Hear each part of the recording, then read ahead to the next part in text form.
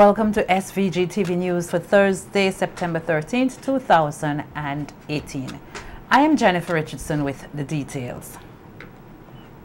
The administration at the community college is taking steps to further address the issue of dropouts at the institution. Director Nigel Scott told SVG-TV News they have observed that the associate degree programs have the highest dropout rate. Hence, they will be appointing someone to assist in this area. Find that there are a number of students who have not adjusted well to the associate degree program, because the associate degree program is not a walk in the park.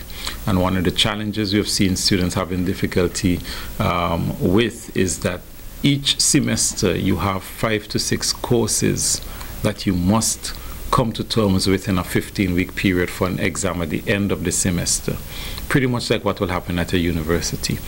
And we're finding that a number of our students are not sufficiently settled to take full advantage of that structure of program. So we are looking at ways in which we can support them better, can provide more support. Pretty soon we will appoint our assistant registrar for student support to provide some additional support to some of those students who are having difficulty coping. But yes, we have seen that challenge and we are seeking to respond to it.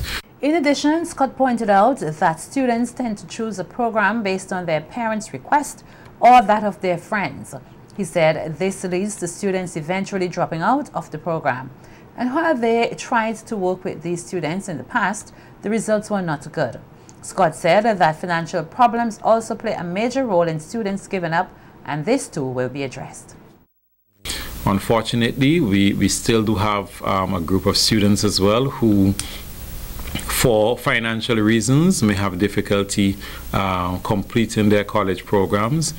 We try to support those students as much as possible. Unfortunately, many of them do not advise anyone that they're having these difficulties, and we only notice that they stop coming to class, and when you inquire, you discover that they are having some financial difficulties. Meanwhile, the SVG Community College is now offering 3 Masters of Education programs and a bachelor's degree program in nursing in this new academic year.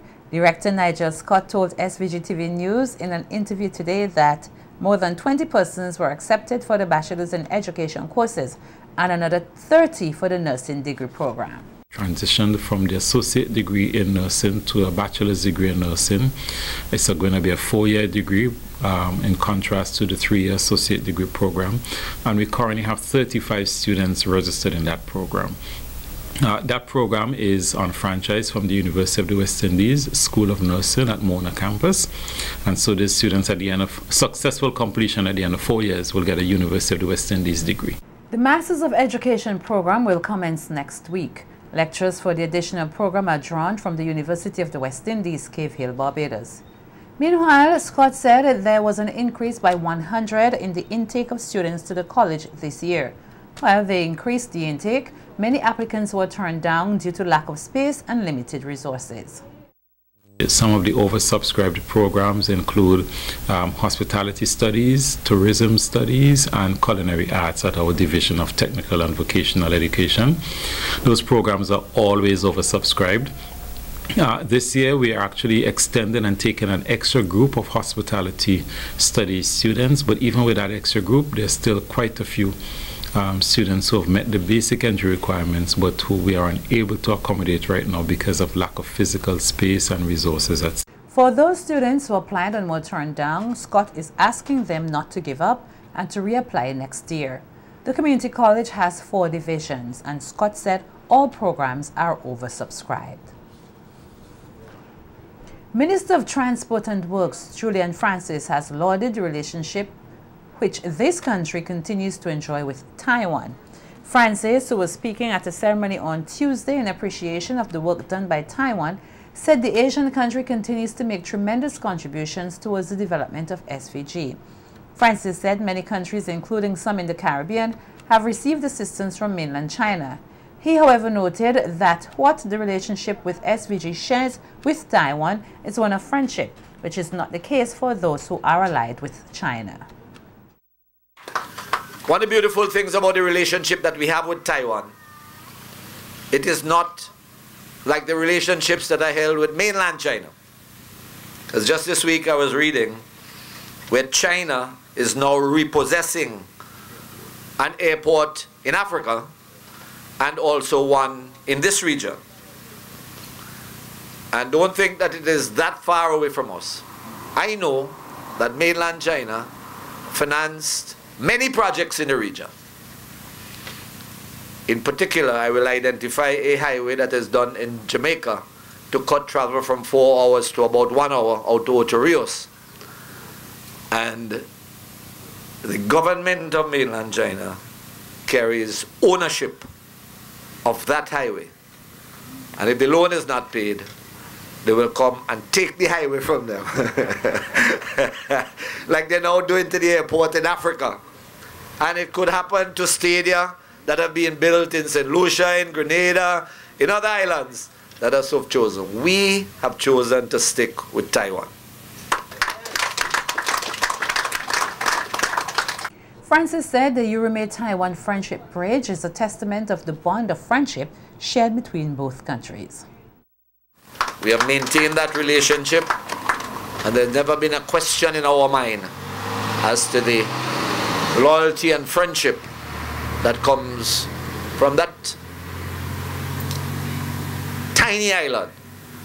You'll be strange that a man on a 150 square mile, 133 square mile island would be talking Taiwan as a tiny island. But when it compares to the countries around, it is like us. It is an island state. It was formerly under the Portuguese ownership and connection called Formosa, I think from my early history. And they have developed into their own civilization. And we want to continue to thank them for their continued contribution to St. Vincent and the Grenadines. And this Taiwanese bridge, as the ambassador said, is aptly named the Euromay-Taiwan Friendship Bridge. And it will stand here for a long time to remind this generation and generations to come of the significant contribution that Taiwan has made to St. Vincent and the Grenadines. An island-wide inspection of fishing vessels will be carried out by the Fisheries Division within the Ministry of Agriculture and Fisheries from next week. In an interview with SVG-TV News Today, Fisheries Officer Lorenzo George said many fishing vessels are due for inspection as they have come to the end of their 5-year registration period. He said there has to be compliance with the various regulations and standards that govern the construction, registration and safety of the vessels and fishermen. We have been doing this registration of fishing vessels since 1994. We have done it also in 1998, 2005, and presently we're in the process of conducting another inspection. What we are hoping to do this time is to visit the communities of Kingstown, Clare Valley, Kittels, to meet with the fishers and to educate them. So it's more or less a sensitization drive. What we would have noticed over the years is that the fishermen, once their vessels being registered, they are not in compliance. So we do not want to force them, we do not want to impose the act, because there's a penalty for persons who do not comply, like having the necessary safety equipment, that they can be fined. There are more than 900 local fishing vessels registered with the division, and George said they are aware that some fishermen are operating without registration, which puts them at greater risk of loss and damage. He explained that safety is a main concern. We are working with the Coast Guard in terms of doing checks regularly with fishermen to make sure that they have their safety equipment. So if the Coast Guard goes out and meet a fishing vessel, they will encourage them, to have these safety equipment on board. Recently, I think it was last year, there was a vessel that went missing. Fortunately, that vessel had a VHF radio and was able to communicate with the Coast Guard, but they were not able to provide their location in terms of latitude and longitude, so that it will be used as reference information where the Coast Guard will be able to use a chart to plot their location and go directly to them. Registration for a fishing vessel is free of cost, and once the process is completed, fisher folk have the advantage of being trained and equipped with the necessary tools and gears. However, those who remain unregistered could be fined $2,000 EC, although the Fisheries Division is not yet imposing this fine. Meanwhile, SVG-TV News spoke with two fishermen who shared their experiences as registered fishing vessel operators. As I break them more than once, sail come to shore.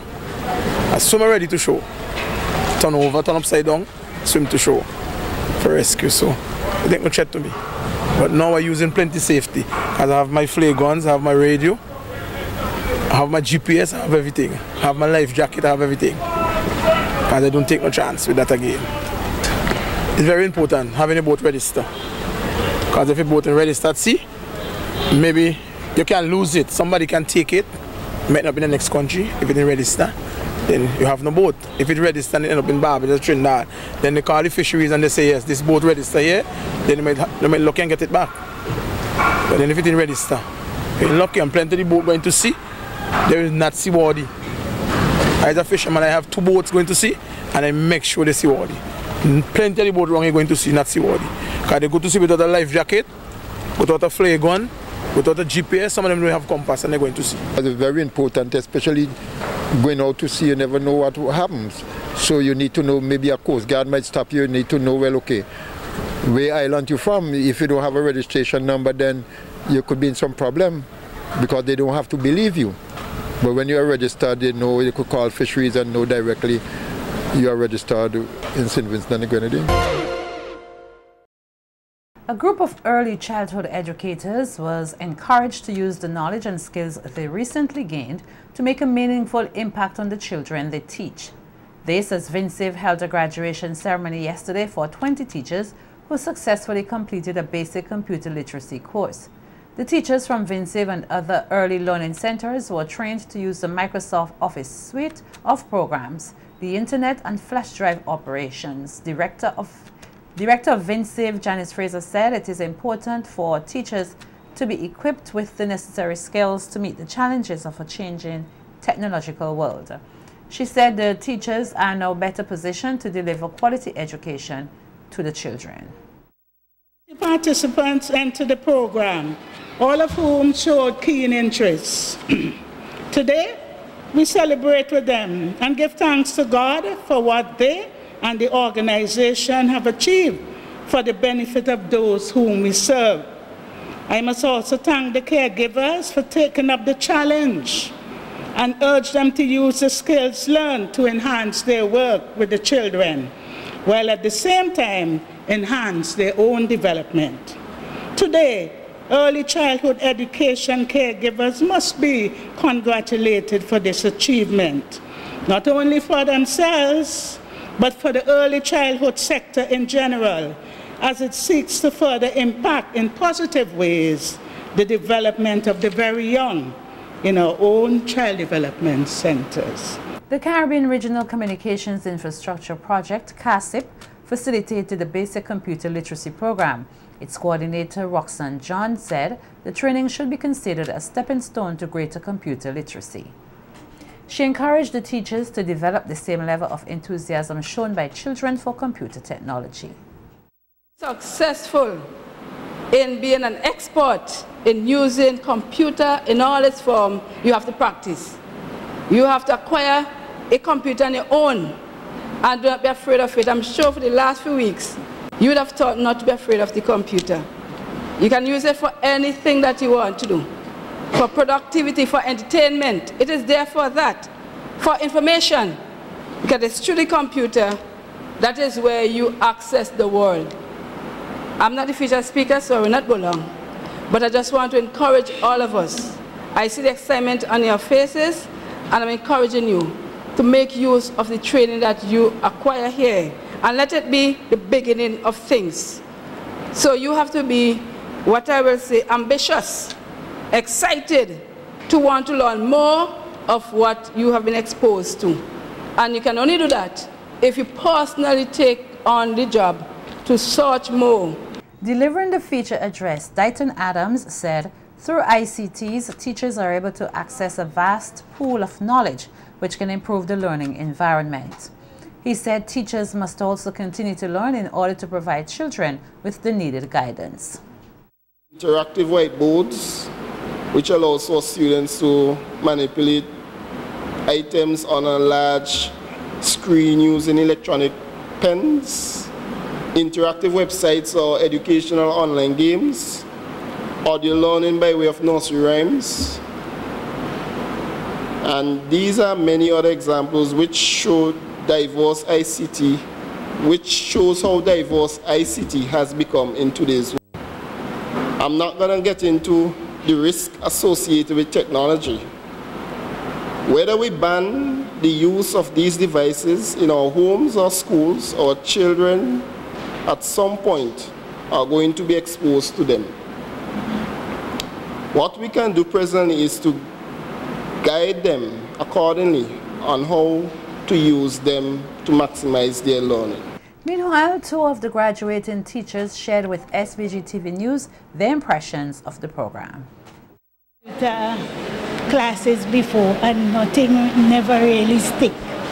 So coming to this program here, I learned a lot. There's so much that I learned. As I said, the PowerPoint presentation, Microsoft Word, getting familiarization with the computer,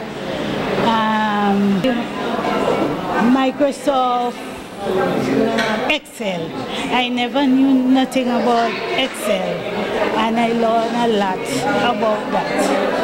And I think I could use it to help me work with the children at Helping Hands. Yes. Fundamental Excel, PowerPoint, etc. to teach others. There are people out there who do not know how to use a computer, and there sometimes you may want to do a typing of a letter. It is very difficult for them to do. I am proud to say that if you ask me to do it, I can do it for you, and I can also encourage you to do this course because it's very helpful. And because of a teacher, it's also helped me in the Edubuntu program in terms of dealing with children. You know, some children don't really want to hear you keep talking. They want to see activities, and the Edubuntu have taught us a lot how to go about doing different things with our children.